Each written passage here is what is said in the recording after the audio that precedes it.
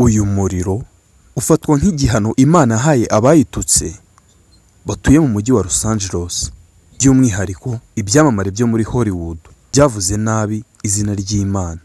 Uyu muriro ibitangazamakuru mpuzamahanga bivuga ko watangiye kwaka ku itariki 7 z'ukwezi kwa mbere ahagana mu masaha ya 4:30. Ikindi kandi nuko umwe mu bacunga umutekano hafi aho yaje gutanga amakuru ayahereza ikinyamakuru cya BBC akibwira ko yari amaze iminsi abona kotsi gacumba mu ishyamba. Uyu musekirite aya niyo makuru yaje gutanga mu ntangiriro z'uyu muriro utarazima kugezana n'uyu munsi wa none.